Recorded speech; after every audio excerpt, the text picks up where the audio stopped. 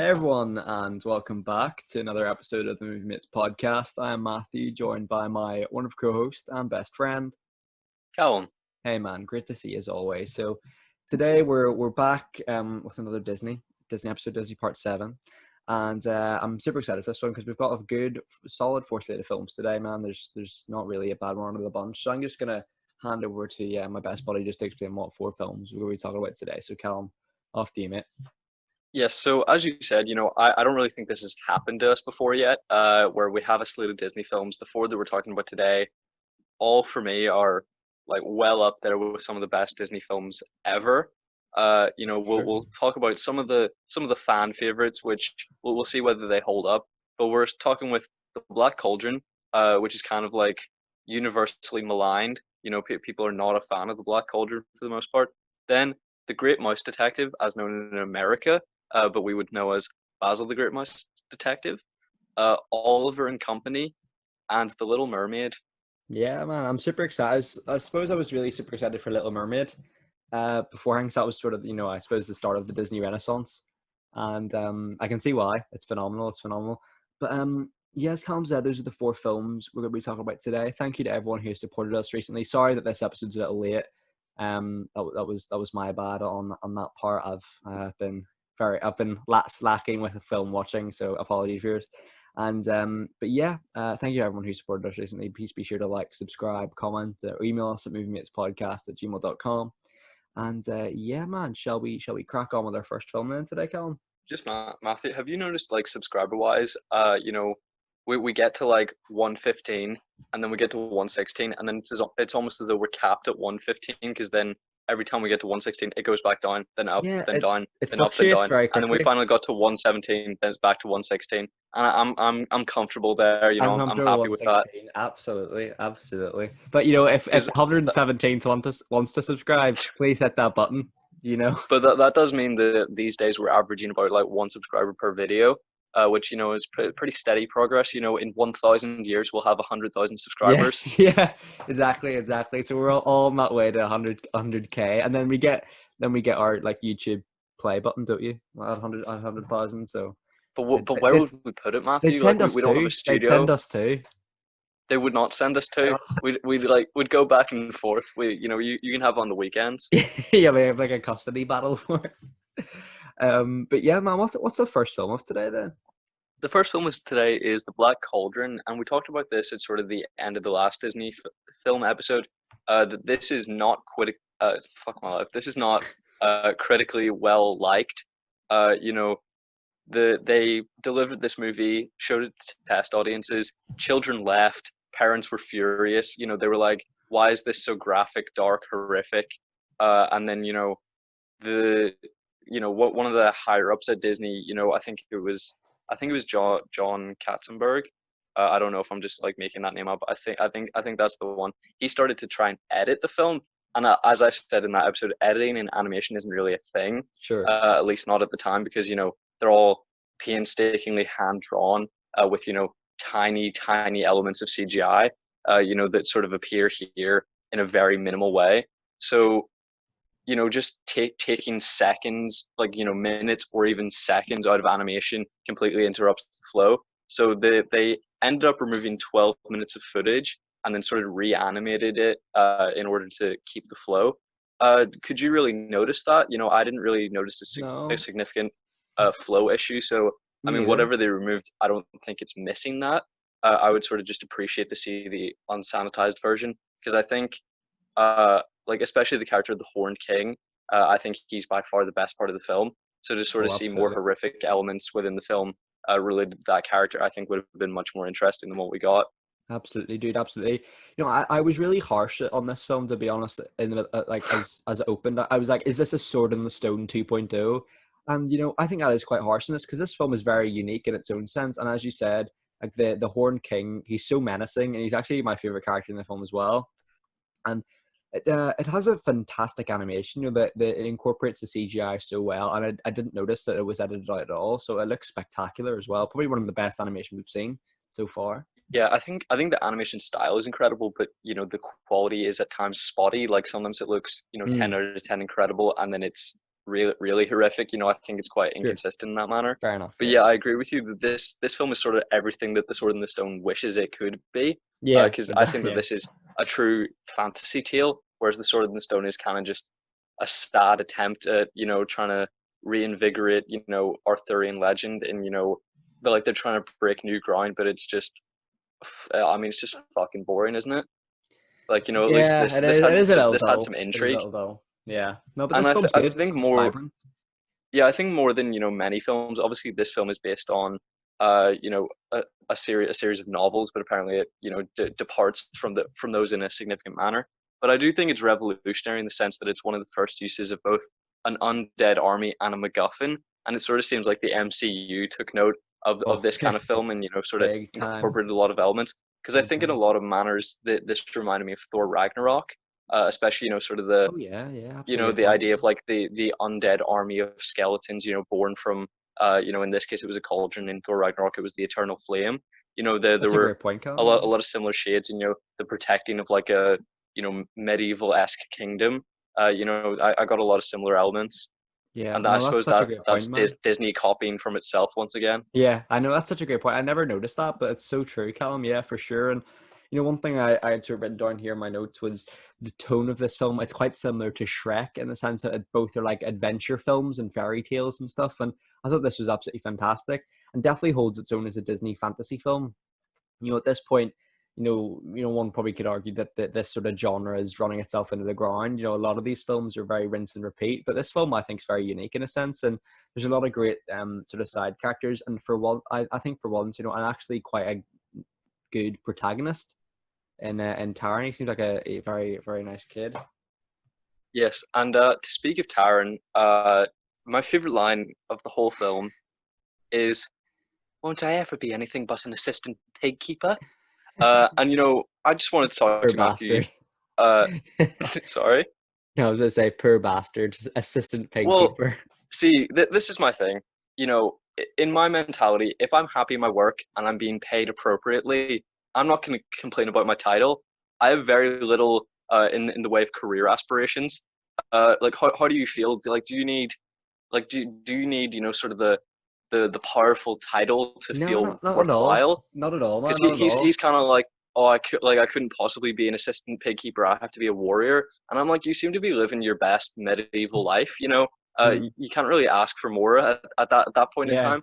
And if I was in those times, an assistant pig keeper, like if I could keep doing a gig, get paid, get fed, have my weirdly Yeah. older mentor, I'm doing pretty well in life. Yeah, oh no, absolutely, absolutely, man. And no, he does seem quite happy being an assistant picky for him and the pig or get on like a house on fire. And yeah, I suppose it is always a trope of these films, like the scrawny teen wants to be a warrior and stuff. And I do get that, like it's a nice sort of coming of age story here as well about heroism and stuff like that. So no, I thought it was great, and about I thought it was a great character, and actually very good voice work as well. Surprisingly, I thought it was fantastic because they don't seem to shy away from like the American English twang. They just go for like a sort of a straight like English voice at this time, which is refreshing as well. Yeah, and like, how do you ever think it's excusable to do anything else? Like, whenever you're clearly Mm. setting your film in, medieval England or sort of like this displaced time version of England, and then you just have Americans. It's just, Yeah, it's silly, I isn't mean, it's just embarrassing, Disney. Like, you should do better. Like, if you're meant to be it? like one of the biggest, like the House of Ideas. You're meant to have the most original, quality content, and just half of it's shit, isn't it? Like, Yeah, I was going through all the Disney films that we'd watched at this point with our friend Neve, and I was just embarrassed for Disney. Honestly, I was just like, yeah. The more and more I this is think one about of it, the most well-regarded studios in all of history, and still is. And I was just like, half of these, culturally important Disney films are just trash. and not even that, buddy, as well. We when you look in the context of these films, so many of them are just ripped off from books. Like none of them are original ideas from Disney producers in the slightest. They're just ripped. They're just like the Jungle book, Oliver and Company, Oliver Twist, and obviously another book, and then Basil the Great Mouse Your Mouse Detective. Detective, Sherlock, yeah, Yeah, yeah, pretty much everything has roots in source material. So yeah, for being called the House of Ideas, there don't seem to be any original yeah, ones running about. You yeah. know, I think Pixar is really where Disney shines in original content. Absolutely, But man. then even then, that's another company that Disney bought out. That wasn't started by Disney. So, Sure. I'm once again unimpressed. Yeah, no, I agree with you, man. Completely, dude. Completely. But we've talked about the hero of the film. Now we have to talk about the villain, and that is the Horned King. And he immediately became, to this point in the Disney oeuvre, my favorite Disney villain. His design, his castle, Oh and his man, character score are absolutely, flawless. absolutely, man. I couldn't agree more, Callum. And yeah, he looks so menacing. He looks so powerful as well. He has such like a creepy sort of design as well, and like the glowing red eyes, and he's fantastic. And I actually really liked his like mini Green Goblin style, sort of servant. He's like the star. It sort of reminded me of like the Megatron and Starscream dynamic from the old Transformers, cartoons and stuff and movies. So I thought it was fantastic. And Matthew, obviously the Horned King's plan is to, capture the cauldron and, sort of unleash this unspecified chaos. Presumably he plans on, you know, I mean, he already seems to rule the kingdom. He's an incredibly feared figure and he can Yeah, kill anyone he wants, but he needs an undead army. Like, just you have hired goons. Like, obviously they're going to do a better job than these, skeletons with swords or whatever. yeah, yeah. Like it seems like he really doesn't need the help. But regardless, Taran is entirely incompetent. He thinks, I'll find the cauldron for him basically and see if I can destroy it. And if not, I guess I've just led him to it. Oh well. Uh, and they sort of go, oh, destroying the cauldron will stop the Horned King. It absolutely will not. It will just slow him down. It just means like the cauldron just hypothetically means him killing people faster. He Sure. he has all the tools to kill all the people he really needs to. Absolutely. No, that's such a great point, man. It's such a great point. Yeah, like you said, he already seems like quite a powerful figure already. So I'd say, yeah, like you said, but he probably will already rule the kingdom anyway without the cauldron's help. It'll just, quite speed it up. But one thing about sort of the third act and with the Horn King's kingdom and stuff is I thought it was some of the best. It was some of the most compelling action we've seen in a Disney movie so far. Some of the best animation as well. Just the way the cauldron glows as well. And it's just remarkable stuff. Really, to be fair, like I gotta give Disney credit. They nailed it. They smashed it here, I think. Yes, and we've talked about the fact that this was sort of censored for its adult content, but for something that was criticized for being too adult, like the expository dialogue really expects the audience to be like next level stupid. Like, it's just So I mean, dumb it's darn, it's I think, it's isn't it? almost as bad as the short film that we talked about. Sort of the one of the package films, which was Bongo the Bear, where it's like, and now he's climbing to the top of the circus tent. It's that, but the characters are actually saying it. Like, I think it's actually Yeah. nearly. Would you say it's worse for like an expository narrator or just a character who announces what they're doing to other characters who are doing the same thing? See, I Which do you think find worse? actually, we've talked about Spider-Man the animated series before. When Peter Parker does that, I think it really works because he would do that in the Yeah, comics a lot, but in this film, it's really weird. But I don't know what it is. Maybe because we're used to it more with Spider-Man. I don't know. I think yeah, because for Spider-Man it's an internal monologue, whereas in these films it's either an omniscient narrator or it's the character just expecting the people around him to be like thick as shit. So Yeah. I definitely think it works in Spider-Man, but it absolutely doesn't work here. Yeah. No, I agree. I would agree with you on that one, dude. And Matthew, I just had a thought on Gurgi. In the moment that he seemingly commits suicide in order to stop the cauldron. I mean, he does, but he's brought back by the witches. Sure. It seemed to me very familiar, and what it seemed to me to be similar to was Black Widow's sacrifice in Endgame. And Yeah. Yeah. I'm sure Yeah. there are numerous accounts of someone giving their life in order to stop a form of evil, but it just really starkly paralleled that for me. No, it did, man. I didn't actually think about that, but it's again Disney ripping off itself in many ways as well. And yeah, like I was quite confused as to what Gurgi was. Is he a sloth? I honestly could not tell you. I have no clue. I didn't even know whether he was meant to be like an actual, earthly animal or whether he's a mythical creature. Yeah, I had no I idea, honestly, man. I could not reconcile what he was meant to be. No, no Yeah, no, whatsoever. I don't. Yeah, I was mystified myself on that one, so I couldn't tell you. But no, on that, I actually quite like the dynamic between Taryn and Gurgi. Like they sort of at the start they're like rivals, but at the end they're sort of They lovingly embrace each other in friendship and stuff. And I thought I was great. This film, Disney, obviously, it's a very successful company, and I've got to give it credit where credit's due. Most of the messages in their films are great, and this one's no different. I think this is a great sort of coming of age story as well as a fantasy film.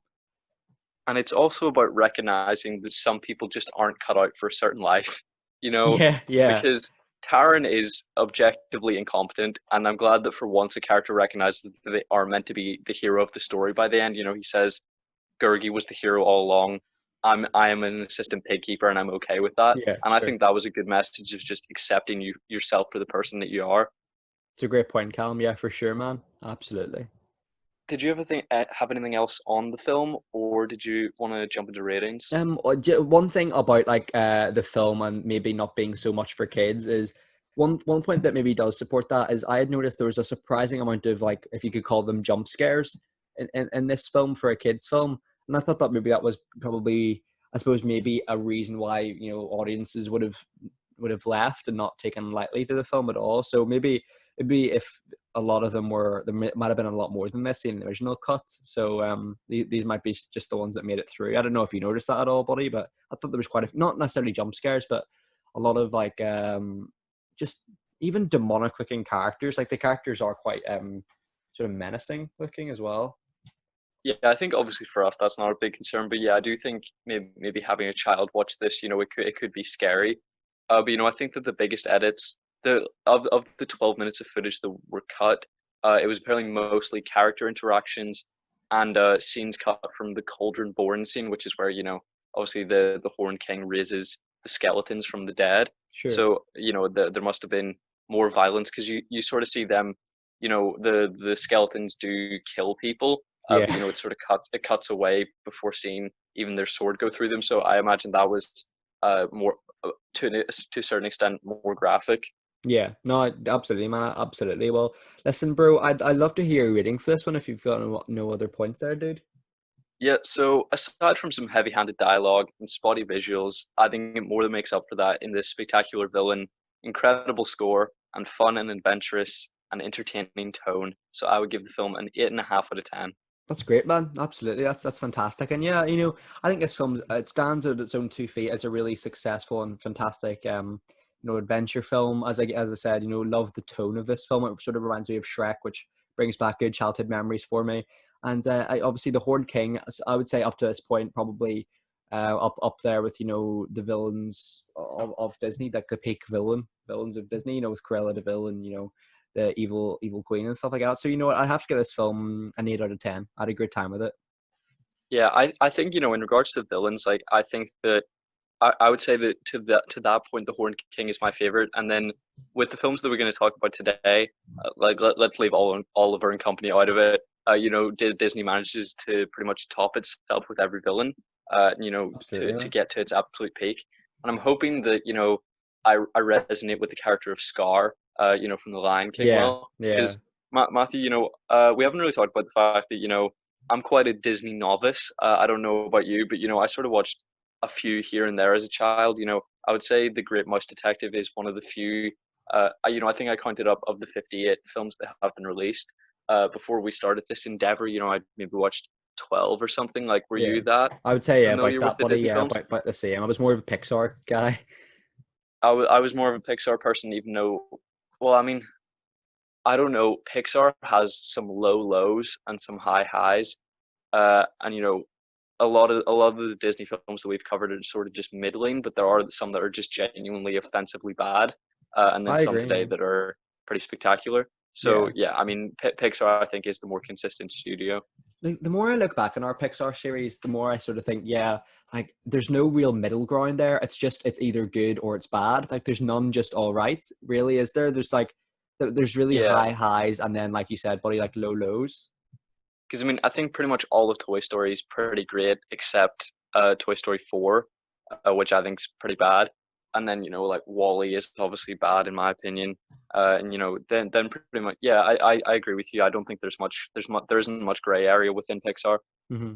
Yeah, I'm looking forward to getting stuck into the Renaissance and the more modern Disney movies because, like, those are more like, I would say, definitely more Pixar inspired and stuff as well. Big Hero 6 and Moana and stuff like that. So I'm looking forward to it. Yes. So, obviously the Black Cauldron did very bad, financially and critically.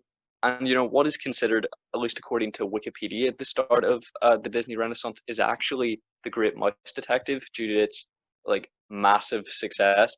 And, I don't know what the really, I don't know whether they're warm feelings for, Oliver and company, but we'll sort of talk about our opinions at least. But let's get into what we know as Basil the Great Mouse Detective, what the Americans know as the Great Mouse Detective. Sure. You can choose to refer to it however you wish, but this is pretty much one of the only older Disney films that I actually saw as a child, and I had hoped going in what the nostalgia would take over and it would sort of carry me through the film. And I'll let you know throughout this whether that was successful. Yeah, one of my favorite YouTuber, True Jordy, this is This his was favorite coming. Disney film, and I can definitely see why. This is a good one. This is a really good one, and it's kind of we've sort of talked before about how we prefer the human characters because they're more relatable in this film, and I suppose like at this point it is sort of getting running a bit dry with all these animal characters. And to be fair, I think this film and Oliver and Company do a fantastic job in subverting that. This film, I think this is a really great sort of mystery film as well, and it's a sort of a good whodunit as well, kind of. And I had a great time with it, man. I had a fantastic time with it.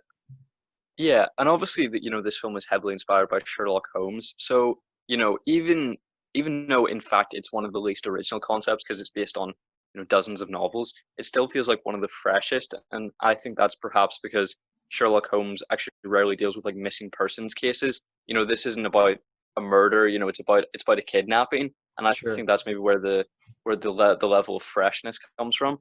And it's very rare within these Disney films that I enjoyed the music. I would say that this is the first sung piece that I actually enjoyed, and that was the introduction of the character Ratigan.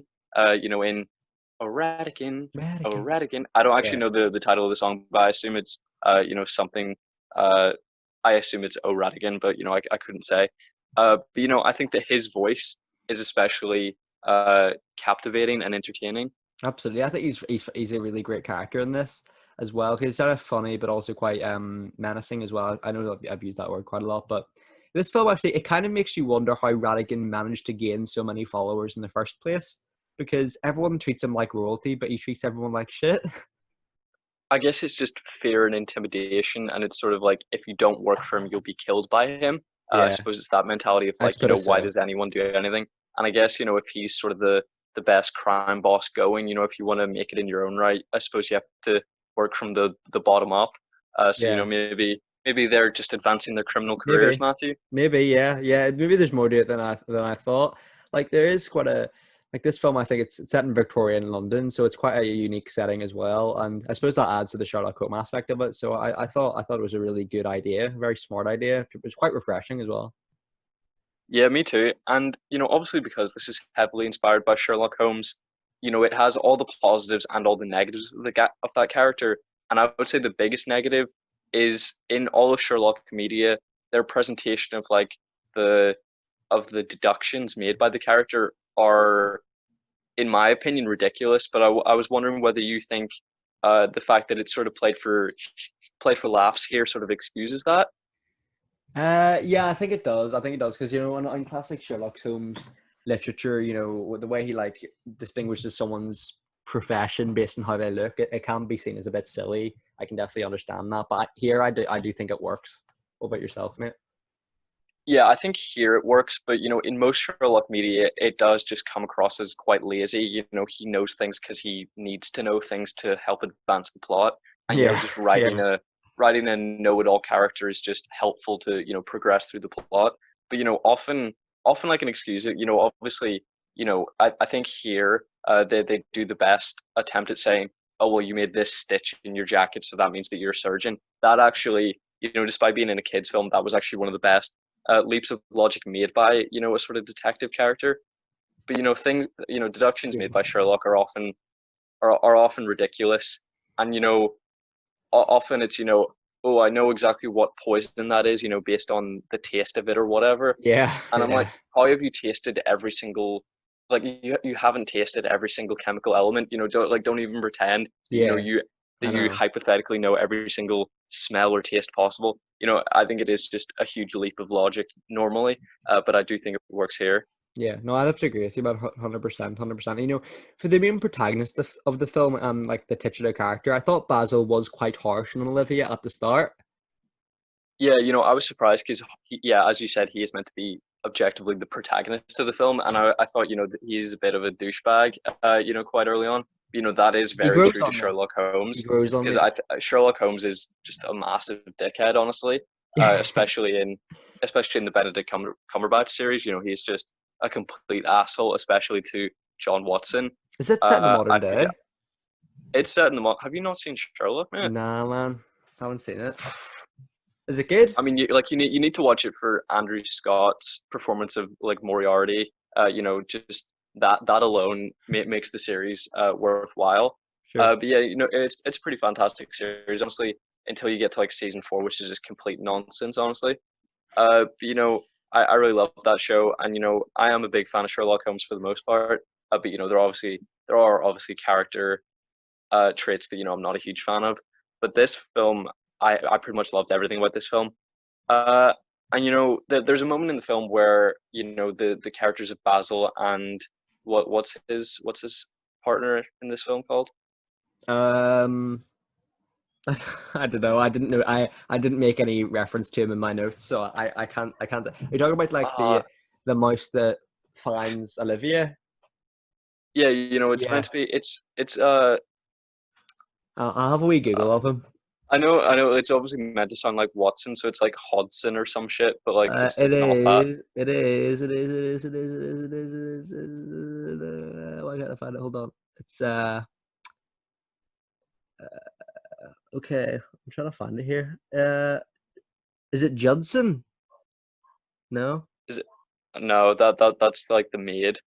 Okay. Okay. Right. I'm gonna find it. I'm gonna find it. I'm on the Wikipedia. He I mean, we is. can cut this out. We can. We can. I'm interested to find his name though. Is it?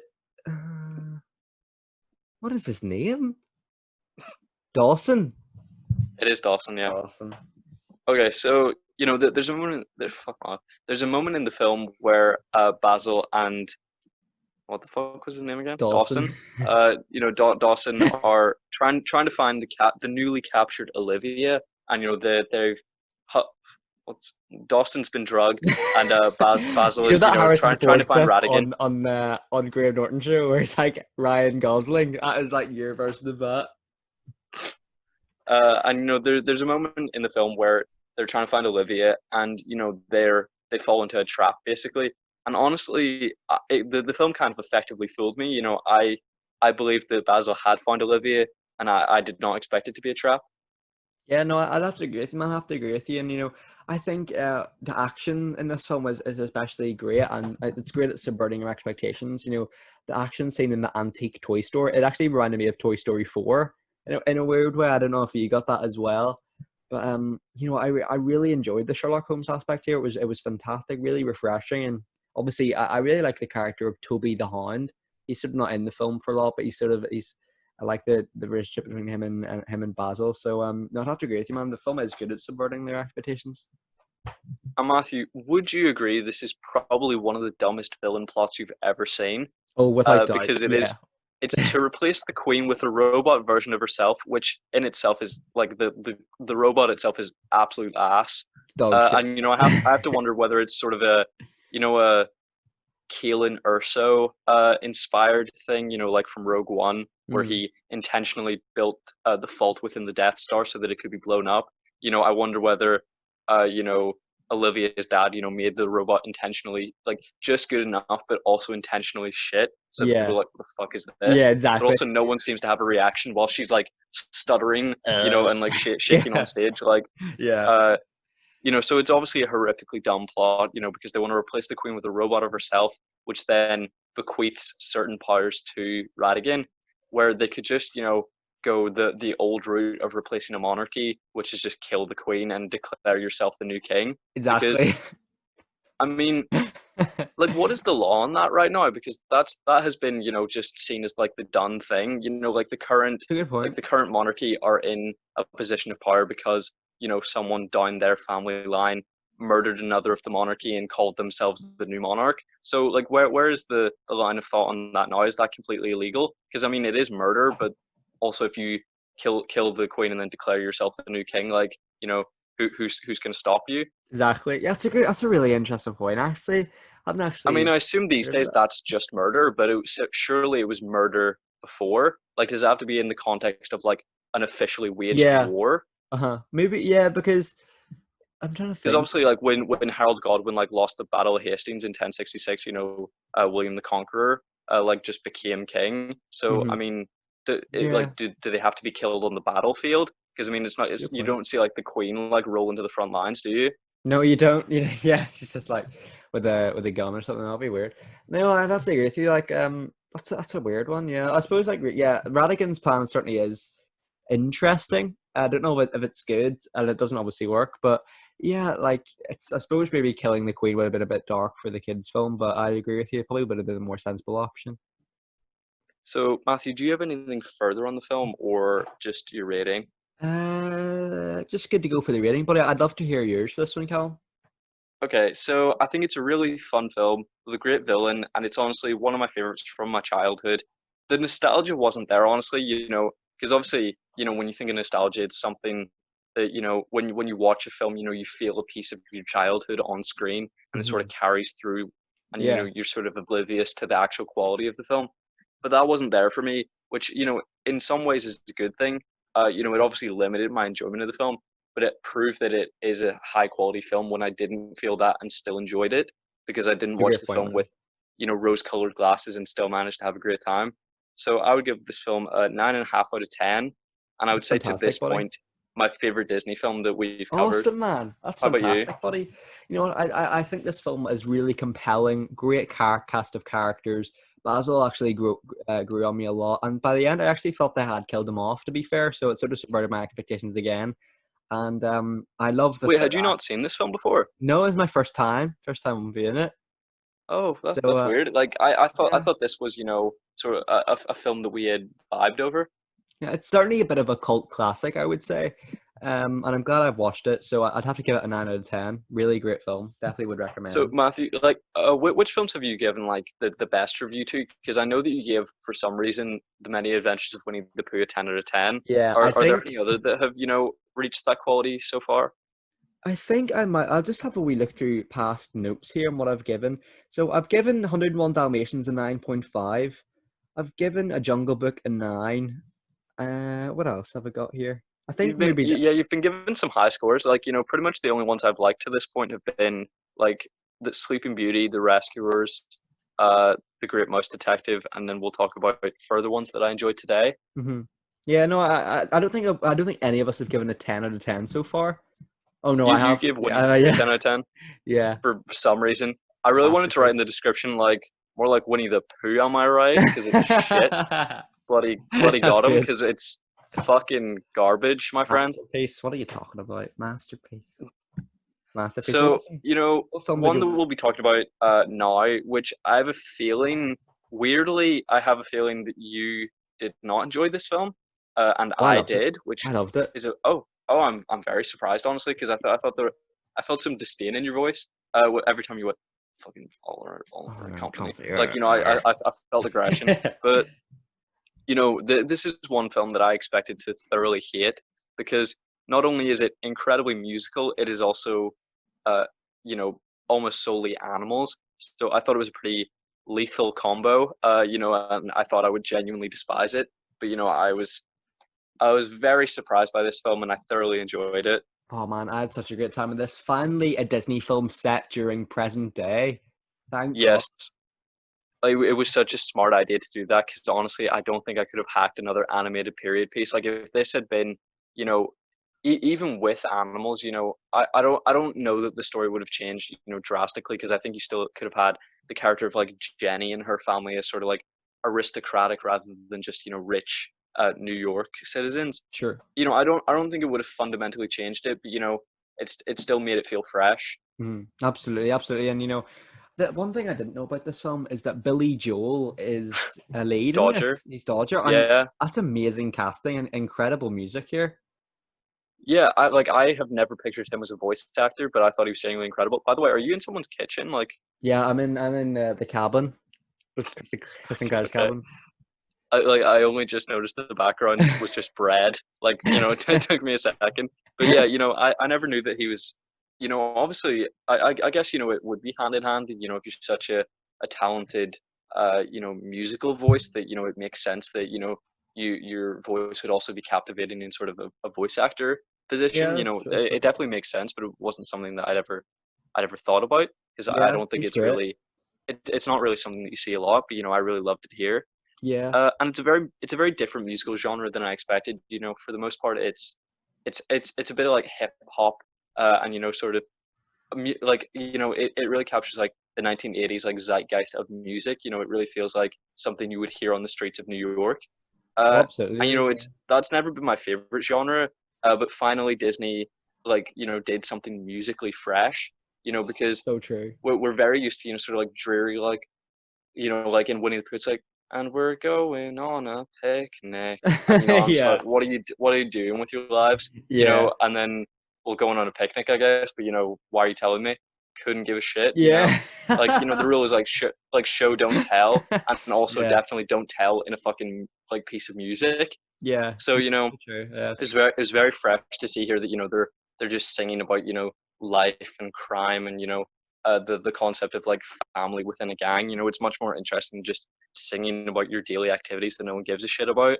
yeah. The music, as you said, it's quite hip hop inspired. It's quite like early rap inspired. Like it's quite Tupac as well. Like it doesn't like obviously it's not rap, but it's very like yeah, like Tupac and Biggie style topics as well. And one thing about this film, I think the music is so unique. It really does, as you said brilliantly, brother. Like it really does capture the spirit of New York in the '80s, and the film is very unique in that sense. Like it's a very unique setting for Disney film. I think this is the first one set during modern day, I believe. Apart from maybe, actually no, 101 Dalmatians is like in. Oh, it's set in like the 1920s or something, I Yeah, think. yeah, but like no, this one's great, and the character of Dodger, he really does remind me of Tramp from Lady and the Tramp.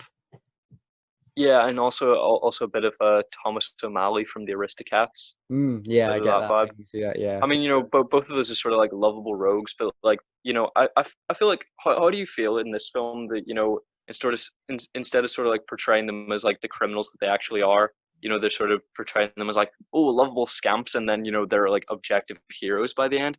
How did you feel about that? Would you prefer outright Um, like morally ambiguous criminals? I don't know, man. I don't know because I don't know because it is a Disney kids film. I thought that ending was quite heartwarming, and I have to say, like the character of Fagin, he seems like quite a complex character. Like he actually seems like a nice guy, regardless of the crimes and the and the what's the word for it? Ransom. He holds Jenny too with Oliver. But no, I like that. Buddy, what about yourself? Yeah. Yeah, I was very surprised that the film dealt so much with crime. Especially having like, a loan shark be the villain of the film. I really didn't expect that kind of perspective. Yeah, man. And I sort of would have liked if this were a live action adaptation, I would obviously like to see, the deep rooted crime element, especially, how crime works on the streets of New York.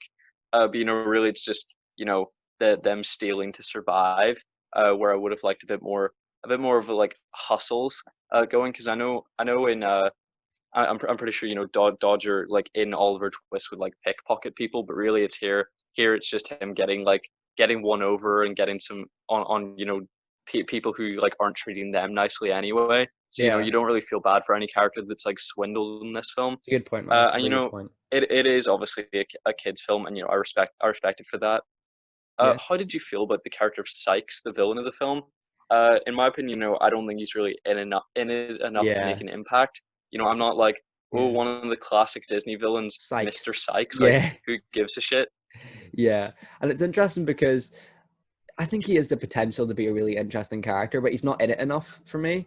I think he's a really interesting one because he sort of reminds me of he's a cross between like the social worker from Lilo and Stitch, but also like one of the the gangsters in Goodfellas or something. Like he's a pretty cool guy with a cool animation, and pity he's not in it for us for that long.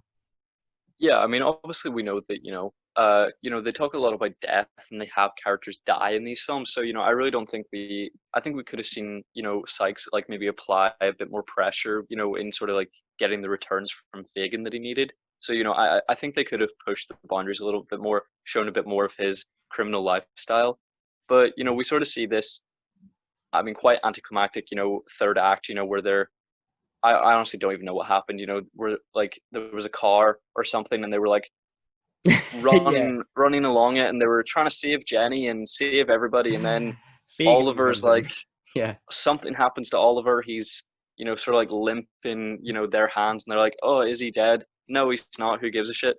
But what I'm very glad about is that, at the end of the film, they left a good amount of time to handle the aftermath so that we got a sense of like what happened to all the main characters, the film yeah, ends and, closure. we sort of see a bit of romantic development between, I think it's Georgina and Tito, is it?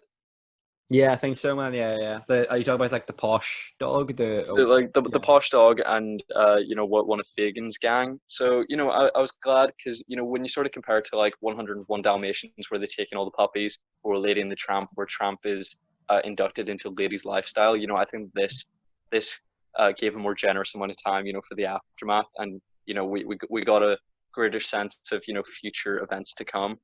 yeah. That's so true, buddy. That's so true. I actually don't have anything left to say about this film. I've So I'd like to hear your rating of the film, So Matthew. I had a Then. great time in this. As I said, New York City, fantastic setting, a really compelling cast of characters. Billy Joel really surprised me here, and I have to give it a 9 out of 10. I had a great time with this one. What about yourself, Callum? Yeah, I had very low expectations. I thought I would despise this film, for its balance of animals and music. But it's music that I didn't necessarily love, but I appreciated. Voice work that was fantastic, incredible animation, a slightly lackluster villain, but I think it's made up for it in the fact that it's so fresh. Once again, this is source material, obviously based on Oliver Twist, but it still feels fresher than most of the Disney filmography that preceded it. Sure, So I would give it an 8 out of 10. that's great, man. No, it's a surprise one. It really it, not it did blow me away, to be honest, because I expected to sort of dislike it in the similar sense to how I sort of dislike the Aristocats and films like that. So no, I had a good time with this one, man. I had a good time with this one. So our final film for today, and probably what is considered, you sort of mentioned this as this is sort of the real Disney Renaissance, because The Great Mouse Detective, was critically well appreciated. It did very well financially, so people consider, for those factors, for those factors, it's considered the start of the Renaissance. But Sure. really, this is where the quality absolutely goes up, Oh, astronomically, it's so and true. cultural importance and popularity, absolutely goes out the roof. But Matthew, really, the only important takeaway, the only important question is: do you hear Spider-Man when you hear Christopher Daniel Barnes as Prince Eric? Surprisingly, yes. It's so weird because that is not his natural voice, but I think it's different enough from Spider-Man to be for people, I would say, not to recognize it as Spidey, but it's definitely similar enough for people who have grew up with those cartoons to definitely recognize it. What about yourself, Mix? I think it's so iconic. I love him here. Yeah, I agree 100% because we've heard his natural speaking voice and he sounds nothing like how he does in Spider-Man. So it is odd to me that that he's obviously intentionally doing a voice, but for the two most iconic characters he's ever played, he chose to do the same one so that they're not Yeah. audibly distinct. But Hmm. it's obviously great because it's really just more Spider-Man for us. It is, So we yeah. just close our eyes, pretend it's like Exactly. a weird continuation. Exactly, exactly, man. So I mean, it was great to hear more of Christopher Daniel Barnes because he should be in so many more things because he's so audibly captivating. Yeah, My absolutely. So only my expressive. only sadness is that he did not return for the sequel, unfortunately. Did they replace his voice? They did replace him, yeah, but the film focuses on Prince Eric and Ariel's daughter, Melody, I believe. So she's sort of the focal point of the film, but obviously Ariel and Prince Eric appear, unfortunately, Oh, not voiced by Christopher Daniel Barnes. I wish he got more work because he's got such an expressive voice. I love it so much. Yeah, I mean, pretty much, he does a lot of Spider-Man voice work still, mostly for the video games. But Mhm. even even in live action, I don't think he appears in much live action. But I mean, I'm very it's obviously a very different skill, voice acting and live action acting, which is why so many live action actors are terrible at voice work. But I really think he comes across as a guy who could certainly do both. Absolutely, man. Absolutely. And one thing about this film, I think this is the better version of Aquaman. I think this film is so good. It's such a great cast of characters as well. Like it's such a every character like has a reason to be there in a way. It's fantastic. I love this film so much, and it's the first time I've seen it, and I can definitely see why it's a classic. It's the first time I've seen it as well, and obviously the DCEU has like sort of picked a few big moments from this film, to sort of inspire their films. The moment uh where Wonder Woman saves Steve Trevor from his plane crash and like brings him to the shore of Themyscira is very reminiscent of the moment where Ariel saves Eric from the shipwreck, and then obviously the character of Mira, being brought into the like into the land world, that's sort of meant to parallel, the confusion of Ariel, to all these new things. Yeah, So, it is clearly a very culturally important film.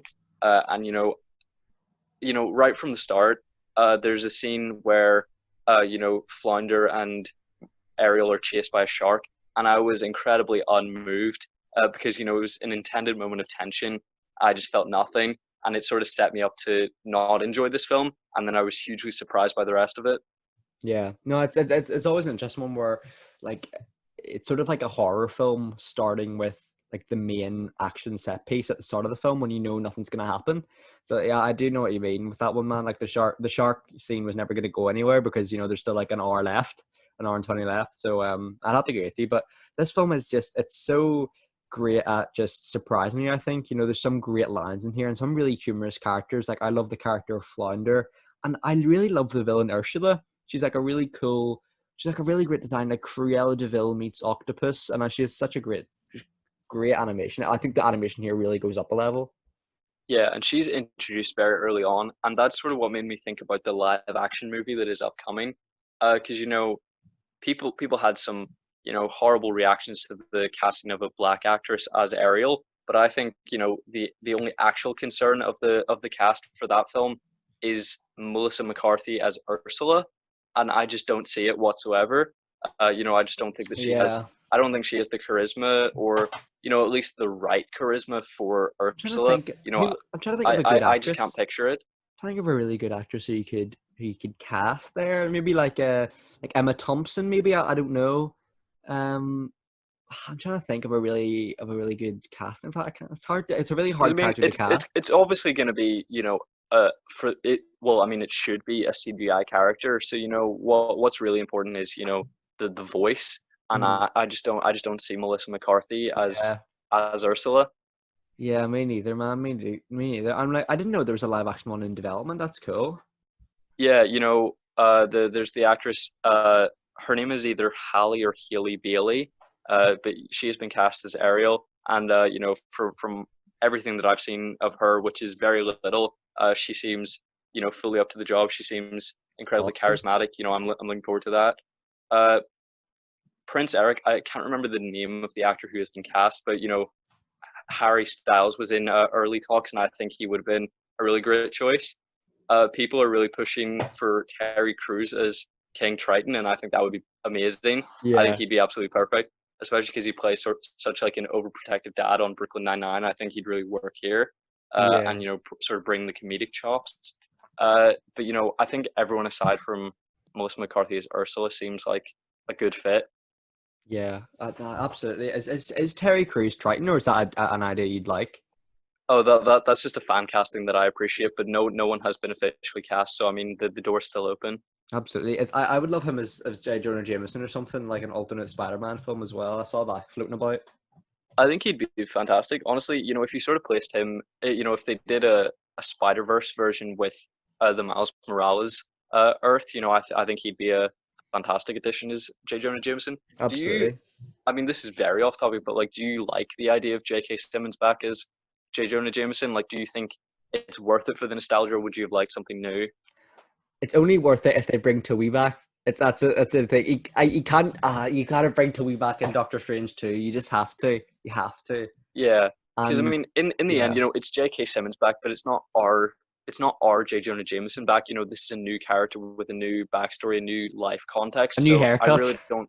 I don't really see the advantage of it because it's not the same. It's not the same character. It's Yeah, just the same guy playing a different yeah. character. It's like I bringing really like don't think it's yeah, as cool as they clearly intended it. yeah. It would be like if Christopher Reeve was still alive, it would be like bringing Christopher Reeve back as Batman or something. It's like something like that. If it's a bit silly. Yeah, where it's in the concept of something famous that they played, but a different a different character really in essence. So yeah, Yeah. I don't think it really. I mean, it works, but I really didn't feel the excitement that they clearly intended. Oh, excuse me. Yeah, no, I'd agree, man. I'd agree. So, Matthew, we've sort of talked about the revolutionary nature of this film, especially in popular culture. And it's my opinion that Sleeping Beauty had the first believable prince-princess romance. But in regards to chemistry, that was sort of the first. But this film is actually the first where the prince isn't like embarrassingly one note. Yeah, he seems like such a lovely guy. He has a sweet relationship with his dog, and I thought Prince Eric was absolutely fantastic. He gets married a little too quickly for my liking, although that's Yeah, because he was under a spell. But no, yeah, like it sort of makes me like the thing that did confuse me about the film was like there's clearly a horrendous shipwreck, but then they all just settle on an island or live in like a really great life on the island, like they're just cooking up dinners and stuff, and then I'm like just to be shipwrecked on an island or but I don't know. Oh no, I think they got back to their kingdom. Like I don't think that's just like a rando island. Like Oh I think right, that is okay, the kingdom okay, that he's always ruled over. So I think for that regard that's okay. fair But enough. I sort of had an initial concern, for Ariel in the fact that she just fell in love with the first man she saw, but she was just so lucky that the first man she saw Was Christopher was Daniel Christopher Barnes? Daniel Barnes Yeah, because because exactly. he's just in this film like pretty much the perfect man. He treats her with He complete really is. respect, and uh when he knows that he has like feelings for the hypothetical dream girl, he doesn't pursue things with Ariel just because he thinks he's in love with another woman, and then it just all comes together that it was the same woman all along. So He's so handsome. I think he was very respectful. Did you say so handsome? He is handsome. Yeah, I think if we were to do sort of if we were to do like a cosplay of a Disney prince, would you?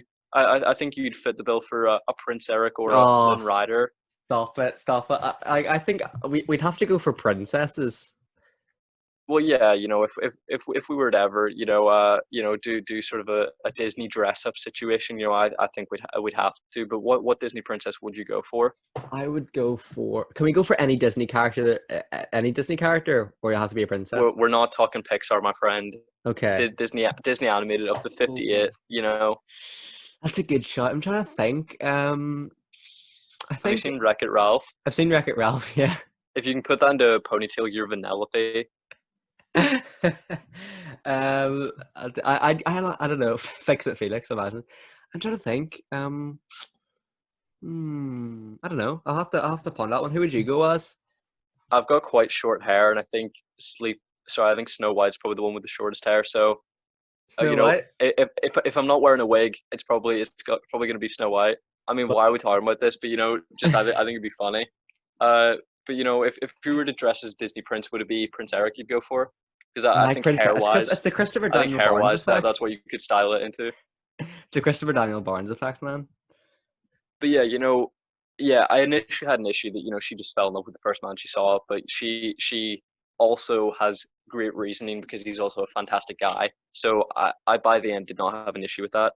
But uh, I would say that the standout song of this film, at least culturally seen as the standout of the film, is "Under the Sea," So and good.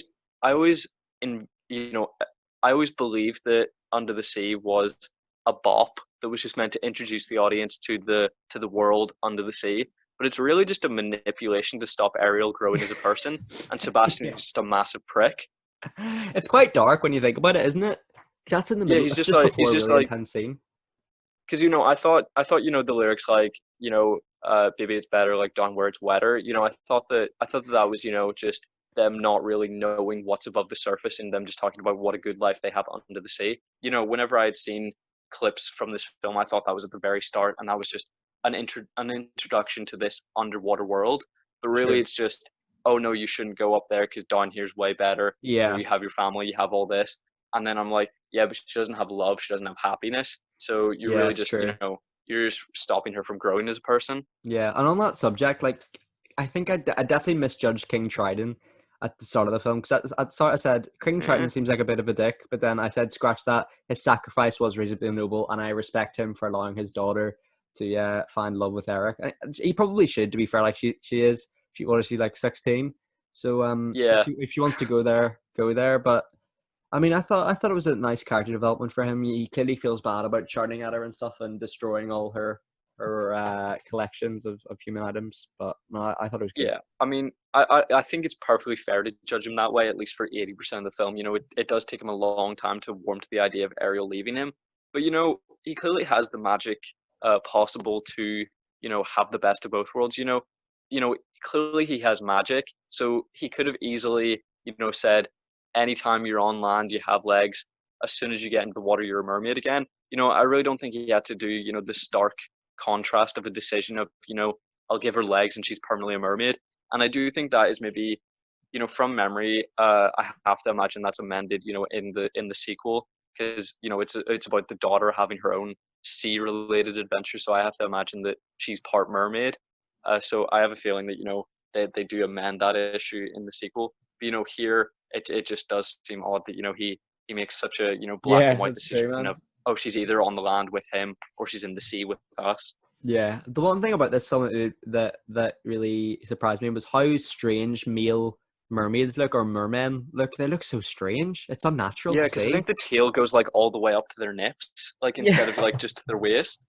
it's yeah, exactly. Like it's Like just a weird one. King Triton is the exception, but they sort of show like, when He's jacked. Ursula's He's sort of like ripped. tempting Ariel, she's like, oh, and this guy wanted to be thinner, and then it shows him, and I'm pretty sure like it goes all the way up to his nips. Yeah, but yeah. To be fair, I don't know if it's the same voice actress who sings as Ariel as well, but her songs are fantastic. She has such a great voice in this. Yeah, and I would say that what would you say is the song standout of this film? I Under the Sea is definitely my favorite. I don't know the name of the ending one, but I quite like it as well. Is that like I like part of your world? Or so, yeah, I think so. It's the one where she sings to Eric. I think maybe that's not the ending one, but I don't know. I thought the ending one was a continuation of that one, but maybe it's not. Yeah, I think it's maybe part of your world. She sort of sings about the idea, like she sings to his statue that she wants to be part of his world, and then at the end she is part of his world, and she's saying that Yeah, I maybe. am now a part of your world. So it's maybe that. But I would say that my favorite is Poor Unfortunate Souls, which is Ursula's Oh yeah, villainous introduction. yeah, And that's I great. honestly think that it's the best villain song that we've seen from Disney. I think that some would say that it's like Scar's song in The Lion King, but I haven't seen that yet, so I'll reserve judgment for when we watch that. But that's apparently an incredible villainous introduction. So I really love that. Absolutely, dude. I'd have to agree with you. And one character I So did Matthew, like in the film. Sorry, man. Go ahead. yeah, no, you go ahead. I quite like Sebastian, and especially like the chef versus Sebastian scene. That was funny. Also, like when he's conducting an orchestra in an attempt to get Ariel and Eric to kiss. I thought that was quite funny as well. He has a lot of humor, but so does Scuttle the seagull. I thought he was good. Yeah, and I'm looking forward to the live action movie because, from my knowledge, I don't know if this is officially confirmed, but uh, you know, David Diggs, I believe, from like Lafayette from Hamilton, I believe Yeah, is meant to be awesome. playing the character of uh fuck's his name, Sebastian. So Love I'm that. looking forward to that. I think he's probably the strongest casting within that film. But Matthew, we talk a lot about true love on this We do. We show, like to. Yeah. uh, and obviously that's a case here, and I'll say that I believe that love at first sight is possible, but I think it's impossible to tell whether it's everlasting true love. So like the fact that Ariel is willing to abandon her entire family for the hypothetical idea of romance seems a bit ridiculous. You know, like how does she know that Eric? How is she that confident that Eric is the one? Because I mean, she obviously fell in love with him instantly, but like she has no idea whether he's even attracted to her or whether he's gonna love her. But she's willing to risk like like eternal servitude for the hypothetical idea of being in a relationship with him. Yeah, I think that's about what's so great about her character. You know, she's willing to sacrifice her life in the ocean to be with Eric, and yeah, I think that's such a fantastic decision as well, because it's a risky one as well. But I like the way she goes through with it, and you know, it's a big sacrifice in that sense. And obviously, you know, Christopher Daniel Barnes. It's the Christopher Daniel. It's the CDB effect.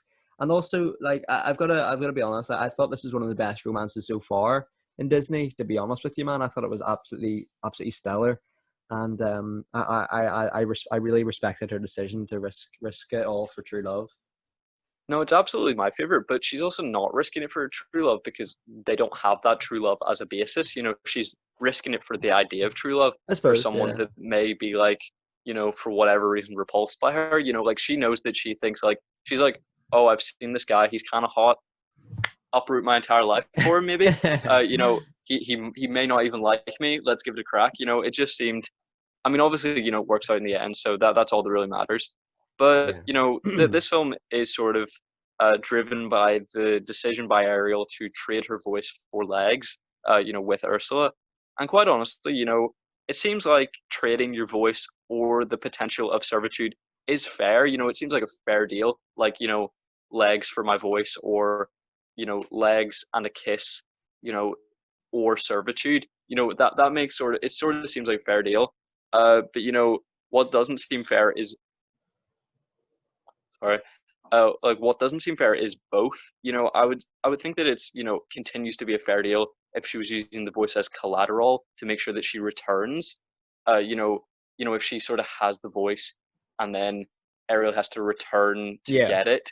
That would sort of make sense. But to sort of take her voice permanently, I suppose, and if she feels and keeps her, if she Definitely feels she seems becomes a unfair. servant, but Yeah. even if she succeeds and gets his true love, her voice is still gone. So she sort of lose. It's a lose-lose situation for Yeah. Ariel. Absolutely, it's a good point. It was a on the surface, it sort of seems like a good deal, but it's not when you think about it. Like she's entirely mute now, I suppose. For that's to rely. Well, she would have been, I suppose. Yeah, I mean, do you think that when she got the kiss, her voice would have returned, or do you Mm. think that Ursula Ursula seems intended quite. to keep it forever? She seems quite devious. I would say she probably intended to keep it for forever. Fair. Uh, and really, obviously, we talked about the fact that Ariel can't speak for a solid percentage of the film, and I feel like a lot of issues in this film would be cleared up quite early on with a bit of pen and paper, with Ariel just writing, oh, the shipwreck, it was an accident, I lost my voice, I Yeah. am your dream girl or whatever. Yeah. I think it would be cleared up quite quickly. Eric is clearly smitten, but then when he realizes like, oh, she doesn't have a voice, but then he hears a voice that is her actual voice. He's just like, yeah, fuck that other girl. I wanna pursue the girl who has a voice. Like it's brutal in that sense. I mean, as you said, like he does appear to be under some Yeah, I form of know, I spell know. because his Yeah, eyes are sort of filled with no, I'm the just kidding. aura of her voice. But I mean, that may just be a visual metaphor for his love, becoming a thing for I forget what her fake ass alias is. It's something like Melanie or some shit. I don't remember. Something like that. Uh, But you know, one thing I I, wanted I to don't I don't ask you, remember. it's a big question. How are mermaids able to breathe underwater? Well, I suppose. Uh, yeah, interesting. Yeah, you Because would the you would top think that half they'd have. is human, and that's the Yeah, bit you you would think breathe they'd with. have like gills or some shit. But maybe Maybe. maybe they have like gills in their legs that like feeds the air to, or like gills in their fin that Ah, fuck. Wasp. Sorry. Sorry, literally yeah, attached. maybe they have like gills in their fins that then like leads air up into the chest. But then I suppose then in that instance they wouldn't be developed enough to just replace a fin with legs and then just be a human. Like then surely you would still have some sort of like adaptation within your lungs to not breathe like human air. So yeah, Yeah. it doesn't really work, but also mermaids don't exist, so it's Yeah, fine. I'll forgive it. You I'll know, forgive the it. film can make up whatever rules it wants. Sure.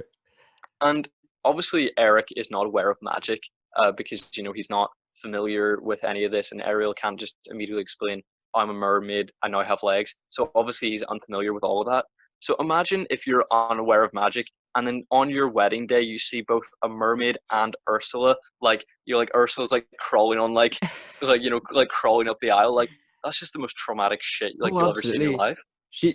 She is got the most demonic looking animation we've seen so far. Like she is scary looking like that. She's so like intimidating as well with the octopus tentacles. I thought it was fantastic. But yeah, you'd be scarred for the rest of your life with that.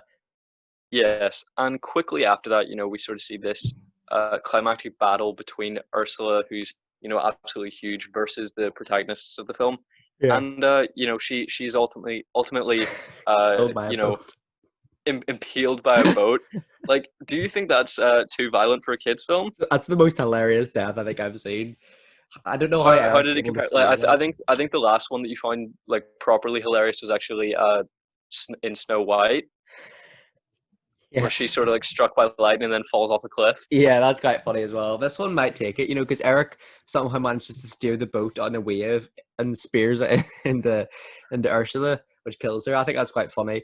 And yeah, like, can you imagine if I'm just imagining like at the wedding, like if Eric, if King Triton was your dad-in-law, you'd be absolutely terrified because he's massive, but also he has magic. Like he could kill you at any point. Yeah, I mean, like, ooh, like Eric drowned. Like it's not too difficult. A way to just Eric's off him if drawing. he needs Yeah, to. exactly. Yeah. And I think in the end, obviously Ariel and Eric get married, and I do think it is just a little bit sad. She had to change for love. Obviously he never says, "Oh, King Triton, give me a fin and I'll or like give me a tail and I'll come into the Yeah, underwater world." It was Ariel that had to change for him. I I mean, I know. suppose there's not really any compromise to be made. Pretty much one of you has to commit Well, to the other person's world. I think the idea that you had was when she comes into the water, she's a mermaid, and then when she's on land, she's a human. I think that's a good idea.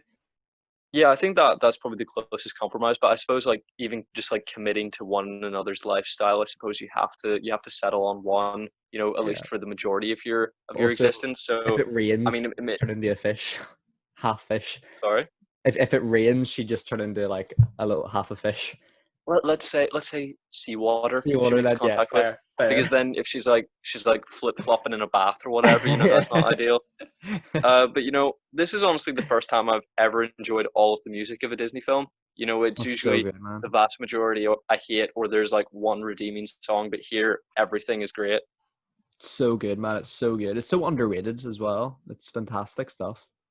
I would say it's appropriately rated. I feel like people are like Poor Unfortunate Souls and Under the Sea are, they're considered like peak Disney music, and I think that is an appropriate title to give them. Yeah, no, yeah, fair enough, man. Yeah, fair enough. Do you have anything else on the film, Matthew? Well, nothing else for me, buddy. If you've not got anything else, I'd love to hear your rating for this one, dude. Yes, so as I said, all the music is great. It's the first really convincing, prince princess dynamic where the prince is actually, where the prince actually has character depth. Ariel is one of my favorite princesses. She has one of the best singing voices. Ursula is one of the best Disney villains. I'd say she's maybe my favorite. I would say uh, her and the Horned King, I would say are two highlights. Both that we talked about today. I'd say that they're some of the biggest highlights of Disney. And I honestly had really low expectations because, people, often talk about popular films and say, "Oh, this is the best film of all time," and then often I go in with high expectations and I'm vastly disappointed. And then with this film, I went in, I was like, I'm expecting it to be shit. If it's anything other than shit, I'll be happy. And it was fantastic. So my low expectations really like did me a good service today. So I would give the film a 9.5. Awesome, man. I think you've smashed it there, buddy, to be honest with you, dude, as always. And for me, I think this is my favorite protagonist so far in a Disney film with Ariel. I think she's fantastic. Favorite prince with Eric. And one of my favorite villains in Ursula. Incredible animation, incredible music, and one of my favorites so far. I'd have to give it a 10. I loved it. Loved it, man. Fair shout. Listen, that was a great four set of films today, man. All solid films. And I suppose next week it's going to be hopefully even better. So I'm going to pass over to you to explain what movies we're going to be talking about next week. I mean, let me see if I can remember them. I think is it Rescuers Down Under, Beauty and the Aladdin. Beast, Is that and Aladdin? Poke. Is it Aladdin and then Lion King? I I think think that's so. maybe. I think so. Yeah, So that's a good set. That's a good set of four. yeah, I'm pretty happy with that. And then our next episode, of the Movie Maze podcast will be Planet of the Apes Part 2 of 3. Yes. And we'll be talking about Conquest of the Planet of the Apes, Battle for the Planet of the Apes, and Tim Burton's 2001 remake of Planet of the Apes. That sounds shit, quite honestly. How are you feeling on that? I'm looking forward to seeing the rest of the two to finish off these Charlton Heston ones, to be honest. And then the Mark Wahlberg one, I think it's going to be a really funny one. I think that's going to be a funny review because I think it'll be really dog shit. So Yeah, I think it'll be like painful in an unenjoyable way though. I hope it's like a Spider-Man 3 or Transformers level bad, you know. Yeah, I mean, at least the other two are quite brief. They're both like under like an hour and 30, but the Mark Wahlberg one is like is 2 hours. So like Oh, if oh, it's genuinely like bad, but not even in a funny way, it's gonna be excruciating. I know, man. But listen, man, it's been a pleasure as always to record with you today. I thought you made some fantastic points as always, and thanks very much for introducing me to four more films. Thank you very much to everyone who's supported us recently. Please be sure to like, subscribe, and comment your thoughts on these four Disney films down below. We'd love to hear your thoughts. And yeah, thank you very much, guys. Stay tuned to the podcast later on this week for Planet of the Apes Part 2. And take care, guys, and bye bye. Bye bye.